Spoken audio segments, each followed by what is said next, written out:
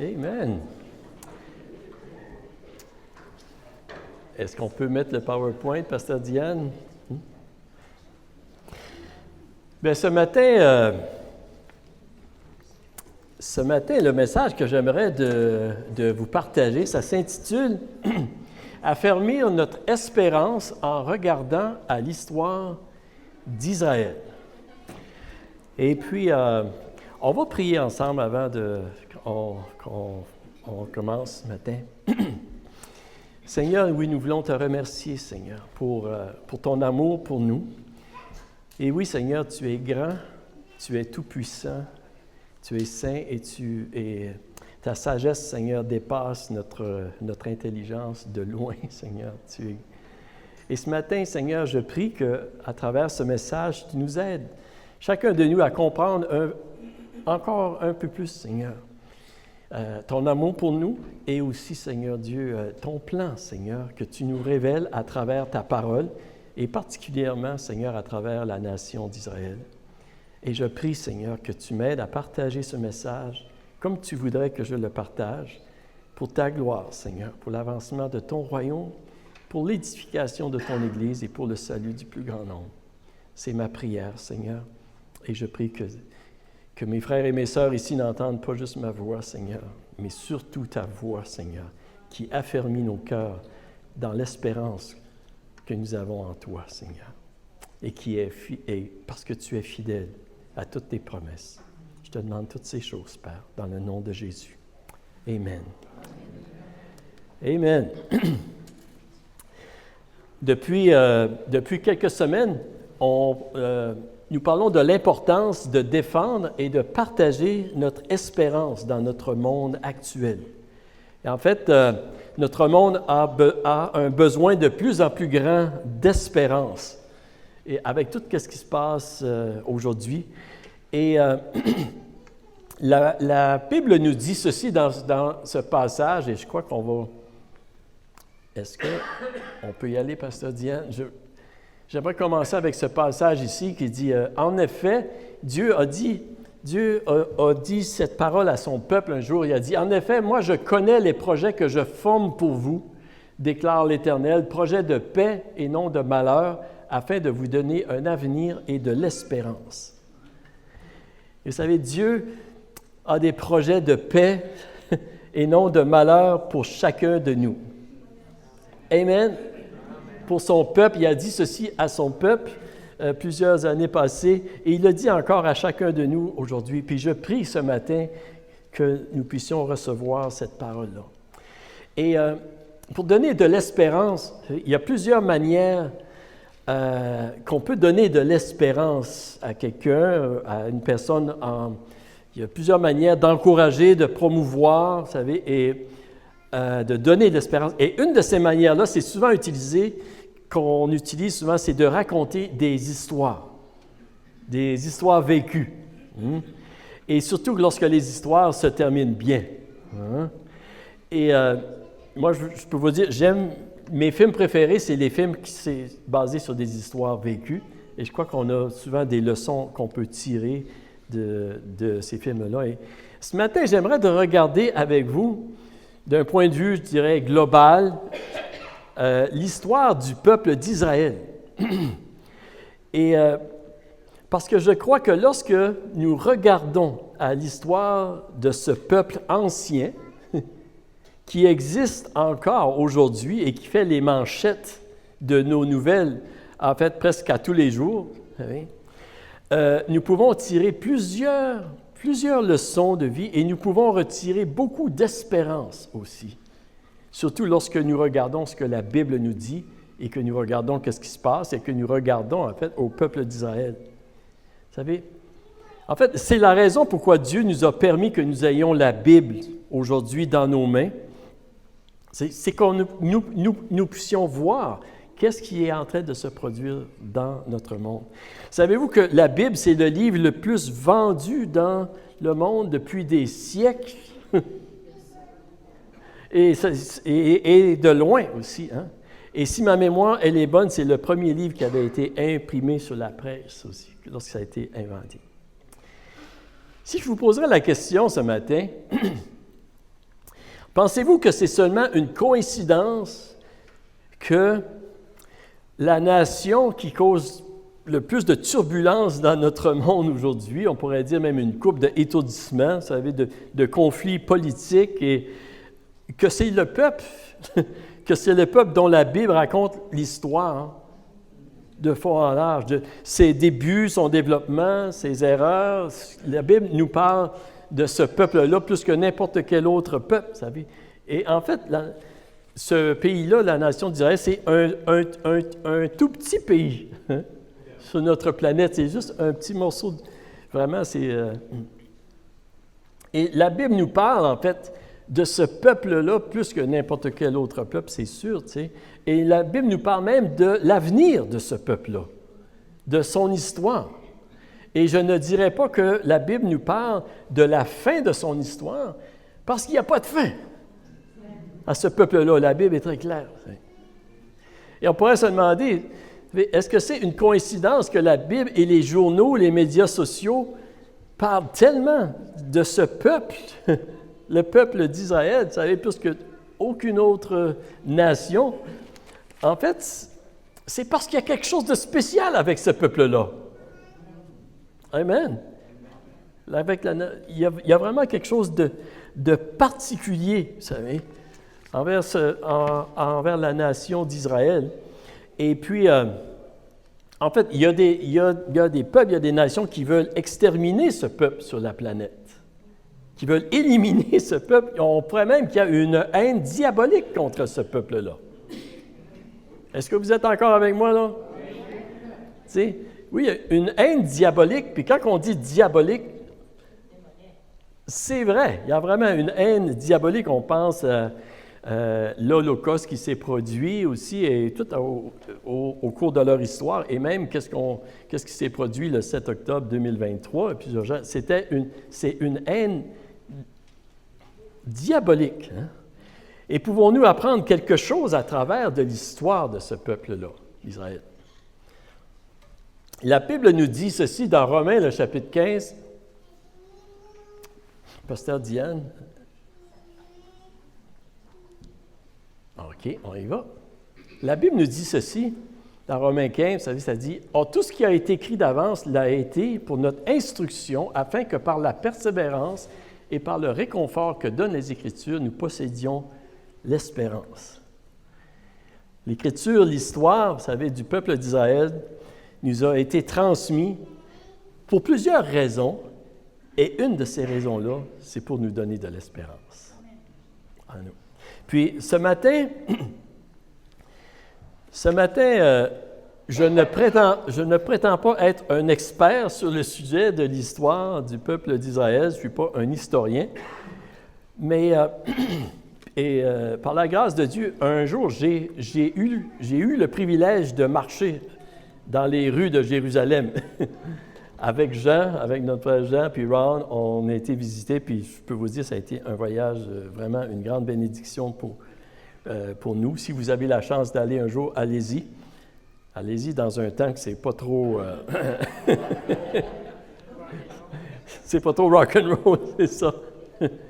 Mais j'aimerais ce matin, là, de vous partager un message sur l'histoire du peuple d'Israël, parce que je crois que lorsque nous regardons à ce peuple, ça peut vraiment affermir notre foi, la foi que nous avons en Dieu, la foi que nous avons dans le Dieu d'Abraham, Isaac et Jacob, et dans le Dieu de celui que Dieu a envoyé à travers ce peuple-là, Jésus-Christ, pour nous sauver.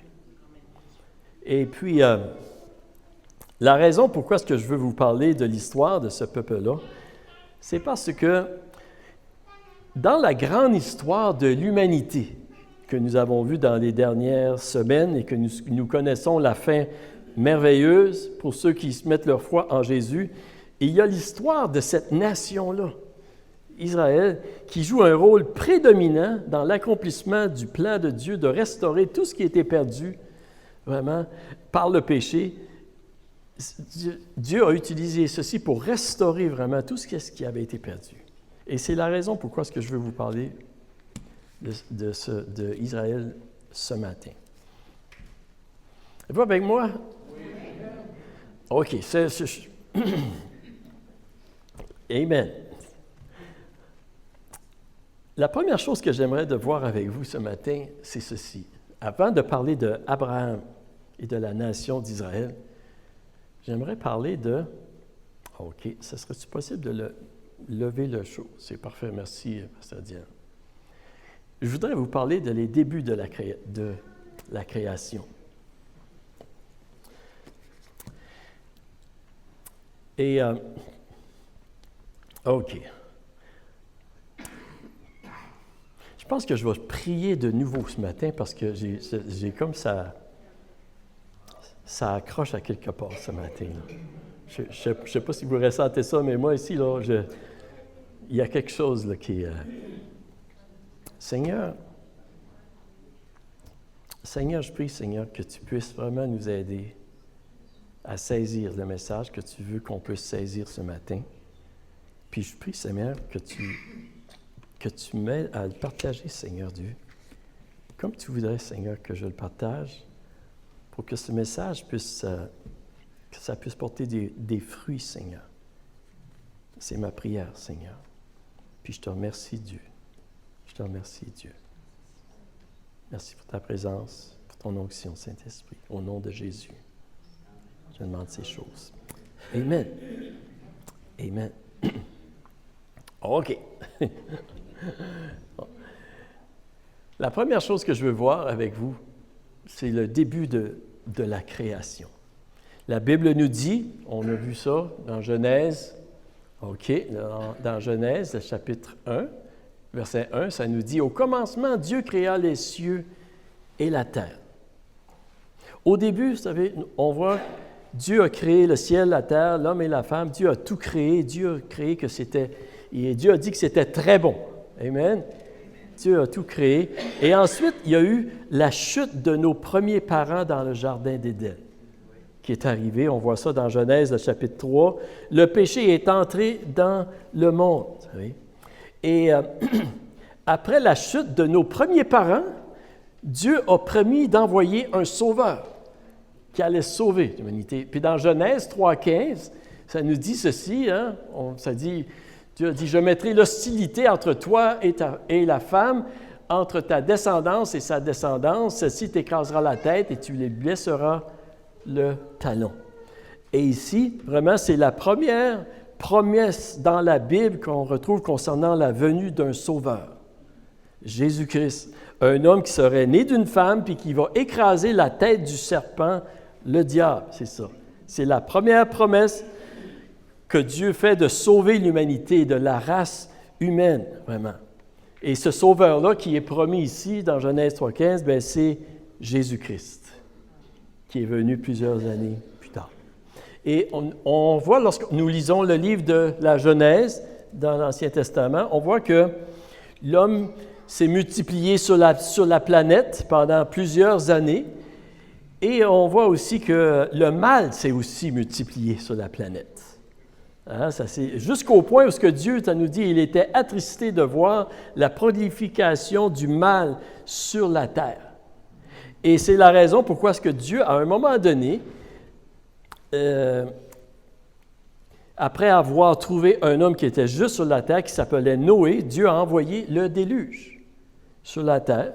Et Noé et sa famille ont été sauvés et ils ont repeuplé la terre. Amen. Vous pouvez lire ceci dans Genèse, le chapitre 6. C'est ça que ça nous dit. Ça nous dit, en fait, ça dit « L'Éternel vit que les hommes commettaient beaucoup de mal sur la terre et que toutes les pensées de leur cœur se portaient constamment et uniquement vers le mal. L'Éternel regretta d'avoir fait l'homme sur la terre et eut le cœur peiné. L'Éternel dit, j'exterminerai de la surface de la terre l'homme que j'ai créé depuis l'homme jusqu'au bétail.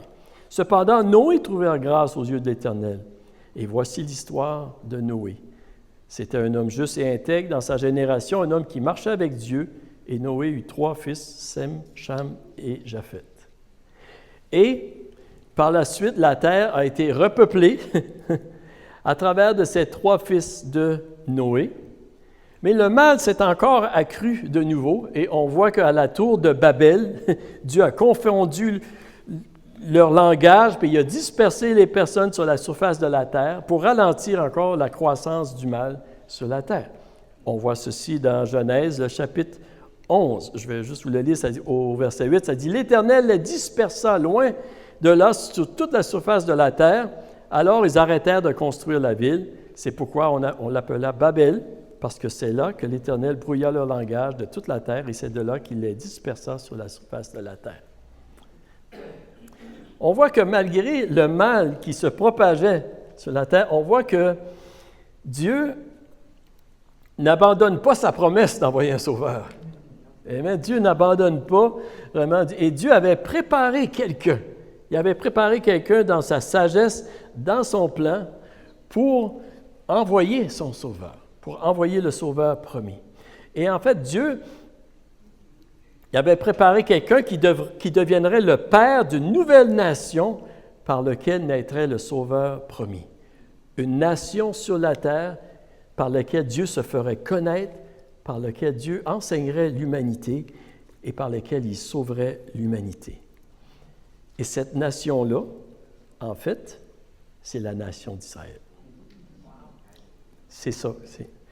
Et on voit, vous savez, même jusqu'ici, là, on peut vraiment voir la bonté de Dieu, puis la fidélité, puis la grâce de Dieu. La Bible nous dit que Dieu, c'est un Dieu qui est dans la colère, riche en bonté, en bienveillance, en fidélité. Et on peut vraiment le voir, là, comment est-ce que Dieu voulait sauver l'humanité, puis il ne nous a pas abandonnés. Merci Seigneur. Et maintenant, je vais voir avec vous les débuts de la nation juive. Quand est-ce que ça a commencé? Dans Genèse, le chapitre 12, au verset 1 à 4, on lit ceci. Ça dit, « L'Éternel dit à Abraham, « Va-t'en de ton pays, de ta patrie et de la maison de ton père dans le pays que je te montrerai. Je ferai de toi une grande nation et je te bénirai. Je rendrai ton nom grand et tu seras une source de bénédiction. Je bénirai ceux qui te béniront et je maudirai ceux qui te maudiront et toutes les familles de la terre seront bénies en toi. » Abraham partit comme l'Éternel le lui avait dit et Lot partit avec lui. Abraham était âgé de 75 ans lorsqu'il sortit de Charan. OK. Ici, on voit que l'Éternel Dieu, dans son plan, à ce moment ici de l'histoire de l'humanité, il a choisi un homme pour se faire un peuple mis à part, une nation mise à part. Dieu a choisi Abraham pour faire de lui, ça nous dit, une grande nation qui deviendrait une source de bénédiction pour toutes les familles de la terre. Toutes les familles de la terre. Abraham était d'origine du pays de Chaldée. En fait, c'est la région aujourd'hui de l'Iran puis l'Irak, c'est dans cette région-là. Et Abraham, il a entendu la voix de Dieu, l'appel de Dieu, et il a obéi à l'Éternel par la foi. Il ne savait pas trop ce qui s'en allait, ça nous dit, il ne savait pas trop qu'est-ce qui allait arriver, mais par la foi, il a décidé d'obéir au Seigneur. Et ça, vraiment, c'est l'origine, le point de départ de la nation juive que nous connaissons aujourd'hui encore en 2025. Amen. On pourrait dire que la nation juive, elle a commencé dans le cœur de Dieu pour sauver l'humanité, qui devienne une source de bénédiction pour toutes les nations. Et elle a commencé aussi avec un homme que Dieu a choisi et appelé et lui a dit de quitter son pays, sa patrie, sa famille, puis d'aller dans le pays qu'il allait lui montrer. Et cet homme-là, c'est Abraham.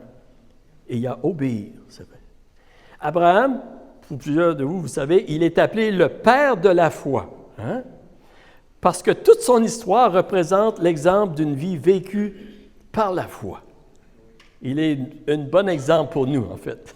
C'est notre exemple. Et Dieu lui dit, je vais faire de toi une grande nation. Toutes les familles vont être bénies à travers de toi, et ça inclut nous aussi. Et c'est parce que Dieu, je veux qu'on peut saisir ceci, Dieu, dans son amour pour toute l'humanité, dans sa sagesse, il a entrepris de se faire un peuple par lequel il viendrait sauver le monde, enseigner la vérité, se révéler à nous. Et Dieu aussi a choisi un peuple, il l'a mis à part sur un territoire, il y aurait un territoire qui serait mis à part pour la révélation du Dieu saint, du seul vrai Dieu. C'est souvent, on appelle la terre sainte. Hein? Oui, sais-tu, ça porte bien son nom parce que c'est vraiment une terre sainte, parce que le mot saint, ça veut dire mis à part.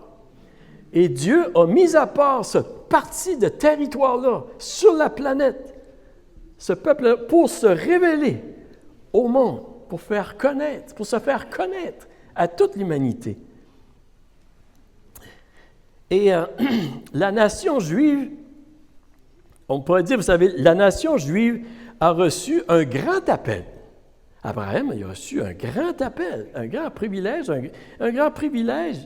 de recevoir, en fait, des révélations du seul vrai Dieu et de préparer, de donner naissance au Sauveur qui allait sauver le monde entier.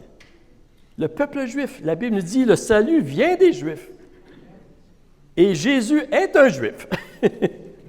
Jésus est un Juif. Il est un descendant d'Adam, Abraham, Judas, David. Il est le fils de David. Il est. Et une des raisons pourquoi est-ce que nous avons tant de généalogies dans la Bible, que souvent, vous savez, on passe vite par-dessus, là, parce que lire toutes les généalogies, des fois, là, c'est... Les raisons pourquoi est-ce qu'ils sont là, puis qui sont très importantes, ça nous révèle la fidélité de Dieu. La fidélité de Dieu, de qu'est-ce que Dieu a dit, il a accompli à travers toutes les générations. Amen. Et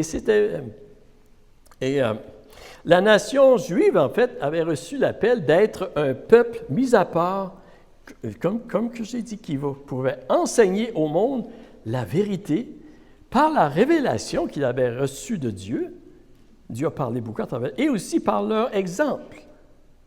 Et en fait, on pourrait dire que ils n'ont pas vraiment bien rempli leur appel d'être la lumière pour toutes les nations. Mais Dieu s'est servi quand même d'eux. Dieu s'est servi d'eux, puis Dieu se sert encore d'eux, en fait. Vous savez, aujourd'hui même. Et ça, c'est un petit peu le début de la nation juive.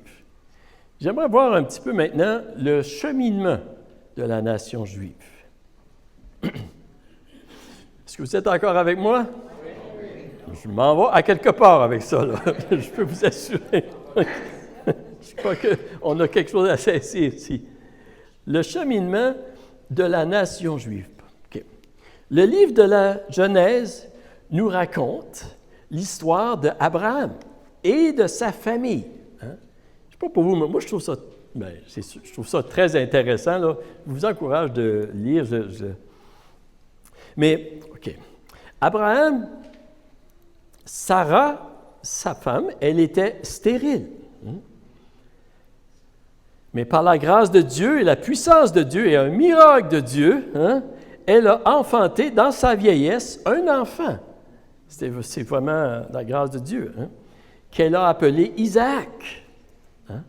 Et Isaac a épousé Rebecca, qui elle aussi était stérile. Mais par la grâce de Dieu, elle devint enceinte et elle a donné naissance à des jumeaux, Ésaü et Jacob. Et Dieu avait déclaré que la promesse qu'il avait faite allait s'accomplir à travers le plus jeune, Jacob. Puis on sait que Rebecca et Jacob, ils ont voulu prendre les choses entre leurs mains, parce que peut-être qu'ils pensaient que Dieu n'était pas capable d'organiser les choses, et ça leur a causé beaucoup de problèmes, si vous lisez l'histoire. Mais la promesse s'est accomplie, comme que Dieu l'avait dit. Jacob, c'est à travers Jacob. Et Jacob, il a eu 12 fils, dont est ressorti les 12 tribus d'Israël. Et c'est pourquoi l'Éternel Dieu est souvent appelé dans la Bible le Dieu d'Abraham, Isaac et Jacob. On retrouve ça souvent, vous savez. Et un jour, Jacob, après un séjour chez son oncle Laban, parce qu'il s'était enfui, parce qu'il avait volé la bénédiction de son frère, il l'avait trompé, il avait menti, son frère Ésaü, il a décollé chez Laban, et là, il est resté là pendant plusieurs années, puis là, lui, il s'est fait tromper là, plusieurs fois pour apprendre ses leçons. Et finalement, en revenant dans le pays d'Israël, dans le pays qui était promis, finalement, il avait peur de rencontrer son frère Ésaü qui avait trompé, et ça nous dit qu'il a lutté avec l'ange, un ange de l'Éternel que nous croyons, puis c'est alors que Dieu a changé son nom. Il dit, tu ne t'appelleras plus Jacob, mais tu vas t'appeler Israël. On lit ceci dans Genèse, chapitre 32, ça dit, voyant qu'il ne pouvait le vaincre, cet homme le frappa à l'emboîture de la hanche, et l'emboîture de la hanche de Jacob se démit pendant qu'il luttait avec lui. Il dit, laisse-moi aller, car l'aurore se lève. Et Jacob répondit, je ne te laisserai point aller, que tu ne m'aies béni. Il lui dit, quel est ton nom? Et il répondit, Jacob. Il dit encore, ton nom ne sera plus Jacob, mais tu seras appelé Israël, car tu as lutté avec Dieu et avec des hommes, et tu as été vainqueur. Et c'est là que le nom de Israël a été donné à Jacob, et c'est là éventuellement que la nation juive a été appelée Israël. Et Israël, ça veut dire celui qui lutte avec Dieu. Celui qui lutte avec Dieu. Il y a d'autres traductions qui disent Dieu lutte pour lui, mais et c'est de là que ça vient. Et Jacob, si vous connaissez un peu l'histoire, il a dû aller en Égypte à cause d'une famine dans le pays de Canaan. Et en fait, Dieu avait préparé, parce que Dieu avait envoyé Joseph dans le pays d'Égypte pour pourvoir pour son peuple, et le peuple il a demeuré 400 ans là, il a grandi, il est devenu puissant, même s'ils étaient esclaves, et par la suite, sous la direction de Moïse, avec des grands signes et des prodiges, Dieu les a libérés, puis les a conduits vers la terre promise que Dieu avait promis à Abraham. Ça va? Et là, en fait, ils ont conquis le pays sous la direction de Josué. Et la Bible nous dit que ça a été produit lorsque l'iniquité du peuple qui était dans le pays de Canaan avait atteint son comble. À un moment donné, un niveau tellement élevé, c'était comme l'iniquité et l'injustice avaient atteint son comble. Vous pouvez lire ceci dans Genèse 15, 16. Mais qu'est-ce que j'aimerais qu'on puisse voir ici, c'est que on peut réaliser la fidélité de Dieu à tenir ses promesses envers la nation juive, envers Abraham puis ses descendants, comme que Dieu l'avait promis. Et vous savez, sur la terre, là, ici, présentement, il n'y a aucune autre nation qui a une histoire comme le peuple d'Israël. Aucune autre nation, vraiment, qui a connu tout ce cheminement-là, vous savez, ces miracles qui ont été faits. Ils ont été préservés, ils ont été protégés d'une façon surnaturelle. Et l'archéologie, les fouilles archéologiques qui sont faites, ça confirme exactement qu'est-ce qui est écrit dans la Bible. Ce n'est pas juste des histoires, des belles histoires là, du pays d'en haut, là.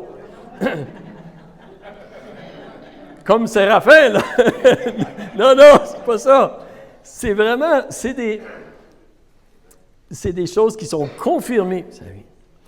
Et on voit que le cheminement de la nation d'Israël, quand on regarde leur histoire, ils ont eu des hauts puis ils ont eu des bas. Hein? Ils ont vraiment eu des hauts et des bas. Et on peut voir, lorsqu'on lit leur histoire, que lorsqu'ils suivaient l'Éternel, qui obéissaient, qui se tournaient vers lui, les choses allaient bien, les choses allaient de mieux en mieux. Hein? Puis lorsqu'ils désobéissaient, puis qu'ils se tournaient vers les idoles, les choses allaient de mal en pire. Hein? Ça empirait. C'est vraiment, ça faisait ça comme ça. Et on voit que lorsque Dieu les a libérés de l'Égypte, de l'esclavage, vous savez, Dieu les a conduits au mont Sinaï, où que Dieu leur a enseigné la loi. Dieu s'est révélé à travers Moïse, vraiment. Dieu les a donné la loi, les a donné ses préceptes à son peuple, vous savez, pour qu'il soit une nation mise à part, une nation sainte. Et Dieu leur a donné des commandements qui étaient justes et droits pour eux. Et en fait, ce n'était pas juste pour eux, mais c'était pour le monde entier. Dieu a révélé, vous savez, la meilleure manière de fonctionner. Et vous savez, les meilleurs pays au monde pour la qualité de vie aujourd'hui sur la planète, ce sont les pays qui ont un fondement, on dit judéo-chrétien, qui sont basés sur les principes de la parole de Dieu. Amen. Mais Dieu a enseigné à son peuple par l'entremise du peuple d'Israël. Il nous a enseigné le peuple, il nous a enseigné aussi. Et Dieu a aussi enseigné à son peuple, lorsqu'il était là, par l'entremise du système des sacrifices nécessaires, comment s'approcher de lui. Parce qu'il était saint, Dieu lui a enseigné que c'est possible de s'approcher de Dieu, mais parce qu'il est saint, ça prend un sacrifice. Et c'est la raison pourquoi le système de sacrifice a été enseigné dans l'Ancien Testament. C'était pour préparer la venue de Jésus, le Sauveur. Vous avez un cours d'histoire ce matin, hein? C'est comme ça que c'est là. Et on voit que, malheureusement, le peuple n'a pas suivi les lois puis les commandements de Dieu, puis ils se sont éloignés de Dieu, souvent. On le voit, tu sais. Malgré que Dieu les avait avertis, puis Dieu les a avertis souvent à travers les prophètes. Hein? Et Dieu leur avait dit ceci dans Deutéronome, le chapitre 28, on peut lire ce passage-là, qui dit, Dieu a dit à son peuple, « Tu seras pour l'Éternel un peuple saint, comme il te l'a juré. Lorsque tu observeras les commandements de l'Éternel, ton Dieu, et que tu marcheras dans ses voies, tous les peuples verront que tu es appelé du nom de l'Éternel, et ils te craindront. L'Éternel te comblera de bien en multipliant le fruit de tes entrailles, le fruit de tes troupeaux, le fruit de ton sol, dans le pays que l'Éternel a juré à tes pères de te donner. L'Éternel t'ouvrira son bon trésor, le ciel, pour envoyer à ton pays la pluie en son temps et pour bénir tout le travail de tes mains. Tu prêteras à beaucoup de nations et tu n'emprunteras point. » Et un peu plus loin, il dit, « L'Éternel fera de toi la tête et non la queue. Tu seras toujours en haut et tu ne seras jamais en bas lorsque tu obéiras aux commandements de l'Éternel, ton Dieu, que je te prescris aujourd'hui, lorsque tu les observeras et les mettras en pratique. » Oh non, tu as été un petit peu trop vite, Pasteur Diane. Il dit, « Et que tu ne te détourneras ni à droite ni à gauche de tous les commandements que je vous donne aujourd'hui pour aller auprès d'autres dieux. » OK, juste arrêtez ici une minute. Dieu avait promis de faire d'Israël la tête et non la queue. Amen. Dieu avait promis de faire prospérer, et le peuple a prospéré sous la royauté de David, de Salomon, hein, mais Dieu leur avait dit aussi, c'est justement, il a dit, « Mais si tu n'obéis point à la voix de l'Éternel, ton Dieu, si tu n'observes pas et ne mets pas en pratique tous ses commandements et toutes ces lois que je te prescris aujourd'hui, voici toutes les malédictions qui viendront sur toi et qui seront ton partage. » Et ça continue, OK? Mais qu'est-ce que je veux que... OK, c'est ici, ça dit, « Tu seras maudit dans la ville, tu seras maudit dans les champs, ta corbeille, ta huche seront maudites, le fruit de tes entrailles, le fruit de ton sol, les portées de ton gros et de ton menu bétail, toutes ces choses seront maudites. » Et si vous lisez tout le chapitre au complet, ça parle aussi qu'ils vont être exilés, qu'ils vont être déportés, puis tout ça. Mais le point que je veux qu'on puisse comprendre ici ce matin, c'est qu'on voit dans l'histoire du peuple d'Israël, vous savez, que Dieu, il demeure fidèle à sa parole. Dieu, il est fidèle à sa parole toujours, vous savez. On voit dans leur histoire le royaume du Nord, en fait, les 10 tribus du Nord, parce qu'à un moment donné, les 12 tribus se sont divisées. Il y a 10 tribus du Nord qui ont été conquis et exilés par les Assyriens. Puis le royaume du Sud, les 2 tribus du Sud, Juda, qui ont été conquis et déportés par les Babyloniens. Et le temple a été détruit, Jérusalem a été détruite, les murs de la ville ont été détruits. Wow! Et ça, même si à travers plusieurs avertissements par les prophètes, lorsqu'on lit les prophètes dans l'Ancien Testament, vous lisez les prophètes, en fait, c'est Dieu qui dit à son peuple de revenir à lui. Revenez à moi. Puis vous allez voir, si vous revenez à moi, vous allez voir la bénédiction. Revenez à moi. Et parfois, le peuple, il revenait à l'Éternel, puis Dieu le bénissait. Vraiment, il y avait une prospérité. Et à un moment donné, quand ça allait bien, souvent, il y avait une tendance d'oublier l'Éternel, puis se tourner vers les idoles, puis là ça recommençait. il commençait à vivre dans le mal. Et le mal, ce n'était pas qu'il faisait seulement le mal envers Dieu, mais c'est que, en s'éloignant de Dieu, ils faisaient le mal envers leur prochain. Ils commençaient à vivre dans la méchanceté, dans la malhonnêteté, dans l'injustice, dans la cruauté, dans l'immoralité, dans toutes ces choses-là qui les détruisaient eux-mêmes. La raison pourquoi est-ce que Dieu veut notre bien, qui nous dit certaines choses, c'est pour notre bien. Amen. Et le point que je veux qu'on saisisse aussi, c'est que, ici, là, c'est que même si Dieu avait appelé et choisi le peuple d'Israël pour se révéler au monde, le peuple d'Israël n'était pas, je dirais, le mot que je trouve, n'était pas absolu ou protégé automatiquement de subir les conséquences de leurs actions s'ils ne vivaient pas dans la justice et dans la droiture. Vous comprenez? Ils n'étaient pas, parce que Dieu les avait choisis comme ça, ça ne voulait pas dire qu'ils étaient les chouchous, les chouchous de Dieu, puis qu'ils pouvaient faire n'importe quoi, puis ça n'était pas grave. Ils n'avaient pas un laissez-passer parce qu'ils étaient juifs et choisis de Dieu. Vous êtes avec moi? Si? Vous savez, la Bible nous dit Dieu ne fait pas exception de personne, juif ou non juif. Ça n'avait pas de différence. En fait, même la Bible nous dit que lorsque Dieu nous accorde certains privilèges, ou qu'il nous donne même certains appels, il demande encore plus de nous. L'apôtre Jacques écrit que ceux qui enseignent seront jugés plus sévèrement. Et Jésus a dit dans l'Évangile de Luc, au chapitre 12, verset 48, il dit « On demandera beaucoup à qui l'on a beaucoup donné, et on exigera davantage de celui à qui l'on a beaucoup confié. » Amen. Et lorsqu'on regarde à la nation juive, c'est important qu'on puisse saisir ceci. Même s'ils ont un avenir assuré, puis des promesses assurées. Et la dernière chose que je veux voir avec vous, c'est ça le 4e point, c'est l'avenir assuré de la nation d'Israël, parce que la Bible nous parle de l'avenir assuré de cette nation-là, même qu'ils vont, tu sais, ils ont vraiment un avenir merveilleux. Pourquoi est-ce que Dieu, maintenant, la question, pourquoi est-ce que Dieu protège encore Israël, puis qu'il l'a protégé malgré leur faiblesse, malgré tout, et pourquoi il promet de les protéger jusqu'au bout, jusqu'à la fin des temps. Ce qu'on est en train de voir présentement, tu sais, vraiment, cette nation-là, avec tous leurs ennemis tout le tour, puis tous ceux qui veulent les détruire, ils devraient être exterminés, ça fait longtemps. Pourtant, ils ne sont pas exterminés, parce qu'il y a un Dieu qui les protège.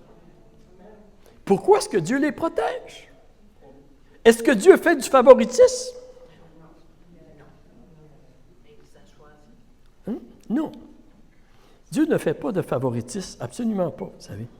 Et un endroit où ce que nous pouvons vraiment répondre à cette question-là, pourquoi est-ce que Dieu protège Israël comme qu'il le protège maintenant, c'est beaucoup à travers le livre d'Ézéchiel, le prophète Ézéchiel. Et Ézéchiel, au chapitre 36, et en fait, les versets 33 le chapitre 33 à 48, ça nous parle beaucoup de l'avenir, de l'espérance du peuple d'Israël. Mais ça nous dit ceci au verset 22 du chapitre 36. Dieu, en fait, c'est Dieu qui parle à son peuple. Il dit, « C'est pourquoi annonce à la communauté d'Israël, voici ce que dit le Seigneur, l'Éternel. Ce n'est pas à cause de vous que j'interviens, communauté d'Israël, mais c'est pour mon saint nom. Puisque vous l'avez déshonoré dans les nations où vous vous êtes rendus, je démontrerai la sainteté de mon grand nom qui a été déshonoré parmi les nations, puisque vous l'avez déshonoré au milieu d'elles, et les nations reconnaîtront que je suis l'Éternel, déclare le Seigneur. L'Éternel, quand à travers vous, je manifesterai ma sainteté sous leurs yeux. » Est-ce que ça continue encore, Pasteur Diane? OK, oui, c'est ça.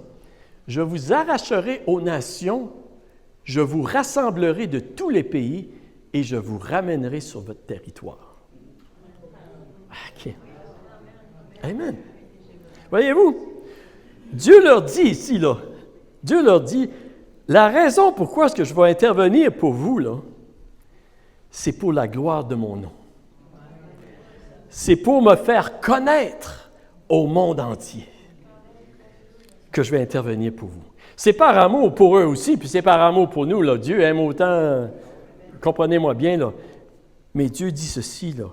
La raison pourquoi est-ce que Dieu est intervenu dans le passé pour la nation d'Israël à travers l'histoire et qu'il intervient aujourd'hui et qu'il interviendra dans l'avenir, ce n'est pas parce que la nation d'Israël sont plus spéciales que d'autres nations. Ce n'est pas parce qu'ils sont plus smart, qu'ils sont plus beaux, qu'ils sont plus fins. Comprenez-moi bien, ils ont un appel sur leur vie. C'est pour la gloire du nom du Seigneur. C'est pour la gloire de Dieu, afin que le monde puisse voir et croire dans la grandeur du Dieu d'Israël, d'Abraham, Isaac et Jacob, qu'il est le seul vrai Dieu. Amen. Pour que le monde entier puisse reconnaître qu'il est le seul vrai Dieu, puis qu'ils peuvent se tourner vers lui et se tourner vers celui qui a envoyé pour être sauvé, Jésus-Christ. Avez-vous avec moi? Le livre d'Ézéchiel, 65 fois dans son livre, c'est écrit « afin qu'ils reconnaissent que je suis l'Éternel ». Afin qu'ils reconnaissent que je suis l'Éternel.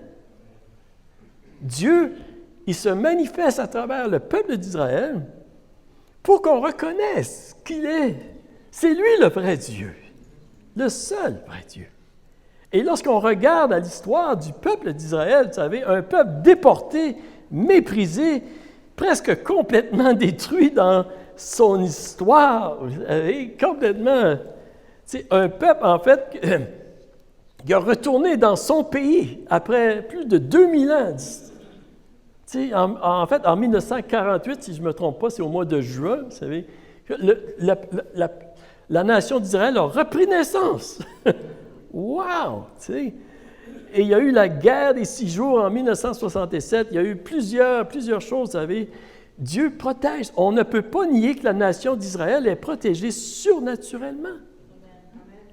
Et c'est parce que Dieu a promis de donner le pays à Abraham et sa descendance, et Dieu, il va le faire. Dieu, il a promis de manifester sa gloire à travers cette nation-là. Et il le fait.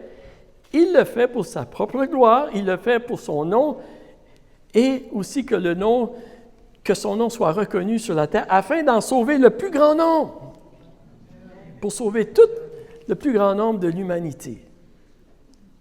Et nous savons, vous savez, qu'il y a des Juifs, en fait, présentement, j'écoutais ça dernièrement aussi, c'est que dernièrement, il y a beaucoup de Juifs qui viennent à la foi en Jésus-Christ.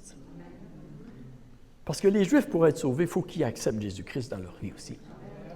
Ça ne fait pas de... Mais il y en a beaucoup qui viennent au Seigneur, vous savez. Donc, pourquoi? Pourquoi pouvons-nous affermir notre espérance en regardant à la nation d'Israël? Parce qu'on voit la fidélité de Dieu à tenir ses promesses et parce qu'on voit aussi l'amour de Dieu pour toute l'humanité. Pour toute l'humanité, vous savez. Les événements qu'on voit se dérouler sous nos yeux aujourd'hui, sur nos téléphones, sur nos ordinateurs, sur nos TV, vous savez, en fait, c'est exactement ce que la Bible parle de. C'est vraiment, ça va main dans la main, vous savez. On voit comment est-ce que Dieu tient ses promesses envers cette nation-là. Et c'est important qu'on puisse comprendre le pourquoi aussi. Le pourquoi aussi. Et j'aimerais, en terminant, juste donner un conseil. J'aimerais vous donner un conseil qui, je crois que c'est important. C'est important pour chacun de nous. Vous savez, là, j'ai votre attention, hein?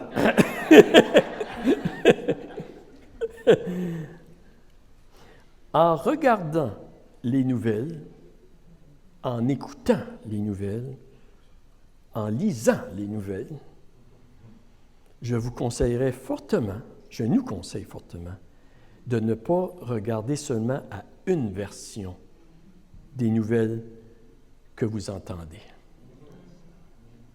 Parce qu'il y a beaucoup de nouvelles qui sont extrêmement biaisées.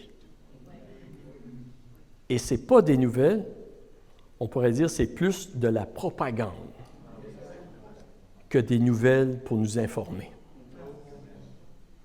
Et surtout lorsque ça concerne la nation d'Israël. Il existe une guerre spirituelle acharnée contre la nation d'Israël, on le voit dans l'histoire. Et c'est plus qu'une guerre entre différentes nations. C'est une guerre spirituelle entre les forces du mal et Dieu, entre le diable et l'Éternel Dieu. Parce que la nation d'Israël a été choisie de Dieu pour apporter le salut au monde entier. Et c'est important, vous savez, qu'on utilise du discernement lorsqu'on entend tout ce qu'on entend dans notre monde aujourd'hui. Parce que c'est une guerre entre le royaume des ténèbres et le royaume de la lumière. Et je ne suis pas en train de dire ici que tout ce que fait Israël, c'est toujours bon puis c'est toujours bien. C'est pas ça que je suis en train de dire.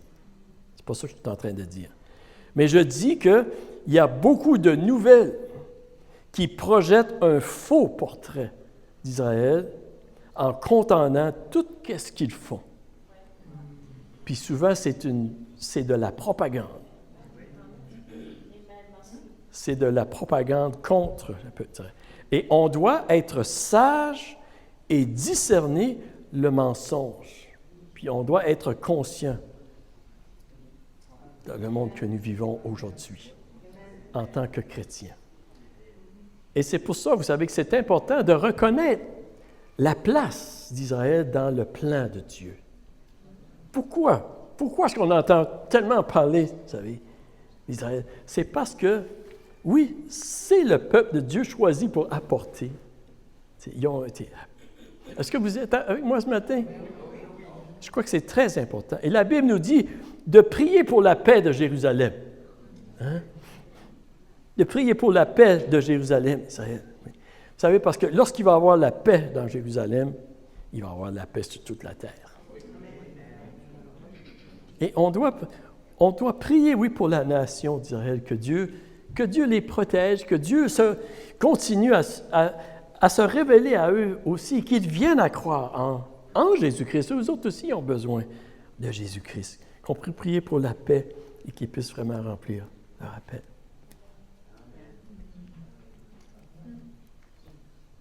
Et c'est important, je crois que c'est important que nous pouvons saisir la place de la nation d'Israël. Il y a beaucoup d'autres choses qu'on pourrait parler sur la nation d'Israël, mais ce matin, j'aimerais plus qu'on puisse comprendre ceci. C'est important. Puis vous savez, c'est ironique. Je dirais que c'est pas juste ironique. C'est pas juste une coïncidence, mais ce matin, le chant que la chorale a chanté, et j'avais aucune idée qu'ils allaient chanter ce chant-là, le chant qu'ils ont chanté, « Oh, oh, prends mon âme », c'est l'hymne national d'Israël.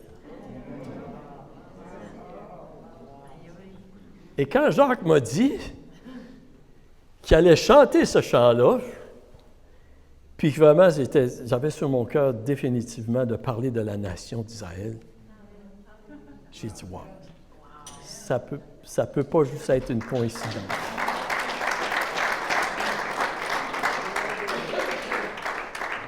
Et j'aimerais ce matin réinviter la chorale de venir. Je sais qu'il y a des gens qui sont partis, mais j'aimerais qu'on puisse chanter ce chant de nouveau.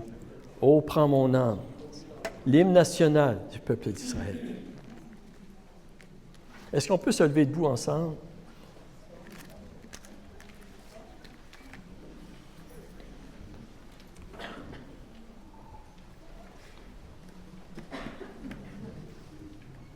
Et j'aimerais qu'on puisse prier ensemble ce matin. Je vous remercie pour votre patience, puis pour d'accord.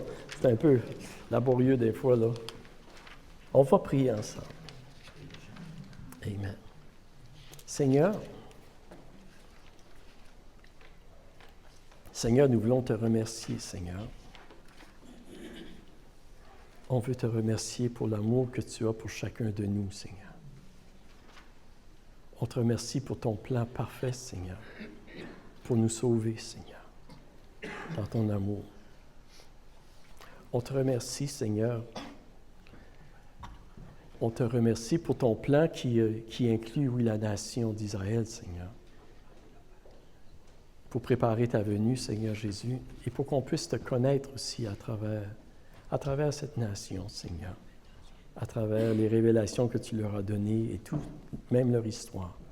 Je prie ce matin, Seigneur, alors que nous regardons à l'histoire de ce peuple, Seigneur, et tes promesses, Seigneur, je prie que tu puisses affermir dans nos cœurs notre espérance, Seigneur, en toi, que nous pouvons être pleinement assurés, Seigneur, que toutes tes promesses vont s'accomplir, Seigneur, dans nos vies, Seigneur, que tes promesses vont s'accomplir pour le monde, Seigneur, dans notre monde aussi, Seigneur. La promesse que nous avons en Jésus d'avoir la vie éternelle et de régner avec toi, Seigneur.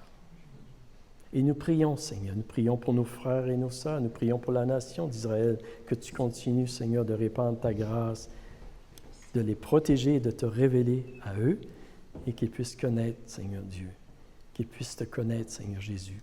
Personnellement, on prie pour le salut, pour eux, de plus en plus qu'il y en a qui viennent à toi, Seigneur. On prie pour la paix de Jérusalem, Seigneur, la paix de cette nation.